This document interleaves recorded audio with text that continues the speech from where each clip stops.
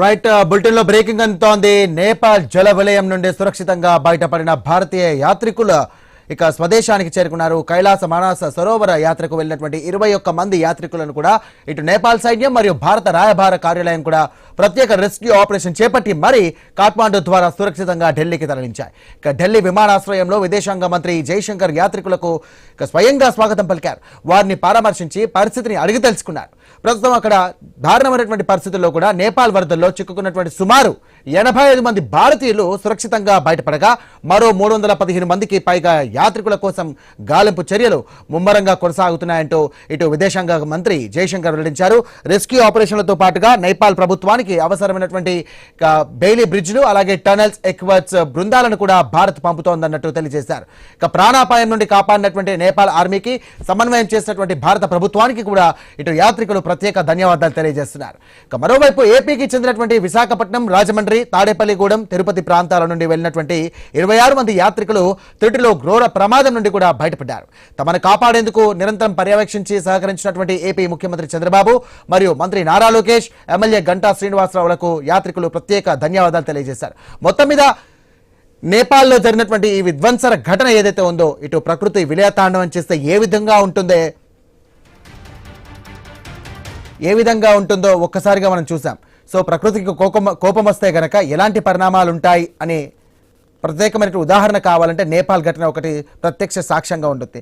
So కళ్ళు మూసి తెరిచే లోపు తమ ప్రాణాలను కూడా గాల్లో కలిసిపోయాయి. దాదాపు 300 పైచిలకు, దాదాపు 500 పైచిలకు జనాలు కూడా ఇప్పుడు గల్లంతయ్యారు. పరిస్థితి అత్యంత అగమ్య గోచరంగా ఉంది. ఏది ఏమైనప్పటికీ కూడా ఇటు భారత ప్రభుత్వం మరియు నేపాల్ ప్రభుత్వం సంబంధించి కూడా వీళ్ళిద్దరి అండర్స్టాండింగ్స్తో ఇటు భారత ప్రభుత్వం ఎప్పటికప్పుడు కూడా నేపాల్ సర్కార్తో అక్కడ మాటామంతి చేస్తుంది. దానికి సంబంధించి ఎలా చేయాలి, ఏంటి, అక్కడ పరిస్థితి ఏంటి, ఎలా ఉంది, గాలింపు చర్యలు కానివ్వండి, అలాగే ఇటు రేషన్కి సంబంధించినటువంటి అంశాలు కానివ్వండి, ఇటు వైద్యానికి సంబంధించినటువంటి అంశాలు కానివ్వండి, ఇటు సైన్యానికి సంబంధించిన విషయంలో కూడా ఎప్పటికప్పుడు భారత ప్రభుత్వం ఇటు నేపాల్తో చర్చలు జరిపిస్తూ ఉన్నారు. అలాగే అక్కడ ఉన్నటువంటి పరిస్థితులు కూడా ఎప్పటికప్పుడు భారత్తో సహాయంగా ఉండి భారత్కు తనదైన శైలిలో కూడా ఎప్పటికప్పుడు 100% మించి కూడా ఇటు నేపాల్కు ఇక్కడ సైన్యాన్ని పంపించి అక్కడ ఏర్పాట్లను అలాగే దానికి సంబంధించినటువంటి చర్యలను మరియు సహాయక చర్యలను కూడా ముమ్మరం చేస్తూ ఉంది. ఇప్పటికే దాదాపుగా 3 ప్రత్యేక హెలికాప్టర్లు కూడా పంపించడం జరిగింది. తదుపరిగా ఇంకా ఏమైనా సహాయం కావాలంటే కూడా పంపించడానికి భారత సర్కార్ సిద్ధంగా ఉన్నట్టుగా విదేశాంగ శాఖ తెలియజేసింది. రైట్, అసలు విదేశాంగ శాఖ మంత్రి జైశంకర్ ఏం మాట్లాడారో ఒకసారి విందాం. I just received a group of people, Indians who had gone on pilgrimage to Mansarovar, Kailash Mansarovar, and they had been rescued after the floods. So they were brought back to Kathmandu. They were rescued by the Nepali army, and then our embassy arranged for them to come back. So I just came to meet them and of course shared our great relief that they were safe and sound, and learned from them about their experiences. They were taken to Kathmandu, then our embassy has arranged for them to come back to India by the flight which has just come in. So I want to say right now we are still very much focused on contacting all the Indians who are dead. We believe little more than 300, exact number keeps going up and down. About 315 Indians are still not been contacted. Roughly about 85 Indians have been rescued from various places, including this group of 21 people who have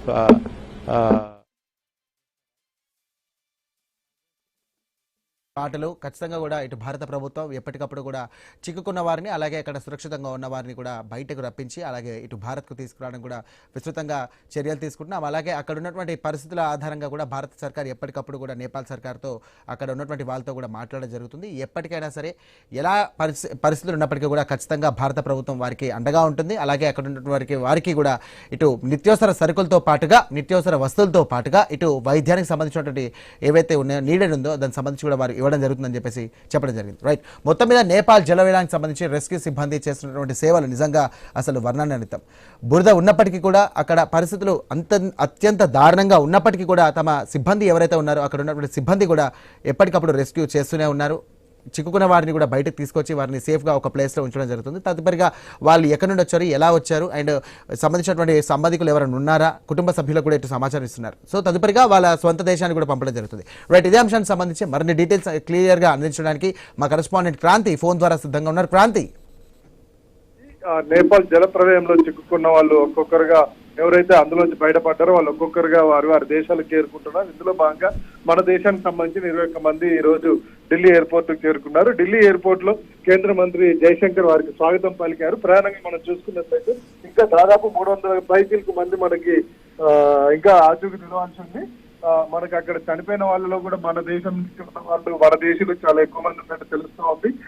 overall గా చూసుకున్నట్లయితే అక్కడ మనకి దాదాపు 1000 నుంచి 1500 మంది పైకి గల్లంతే అవకాశం కనిపిస్తుంది. ఇందులో దాదాపు 400 వరకు కూడా మన ఇండియన్స్ ఉండే అవకాశం ఉన్నట్టుగా మనకు తెలుస్తుంది. ఎవరైతే ఈ వరదల్లో సురక్షితంగా బయటపడ్డారో వాళ్ళని ఒక్కొక్కరిగా ఆయా స్వదేశాలకు పంపిస్తున్నారు వాళ్ళ దేశం. ఇందులో భాగంగా మన దేశానికి ఈ రోజు మొదటి బ్యాచ్ చేరుకున్నారు. వాళ్ళకి ఢిల్లీ ఎయిర్పోర్ట్ లో జయశంకర్ స్వాగతం పలికారు.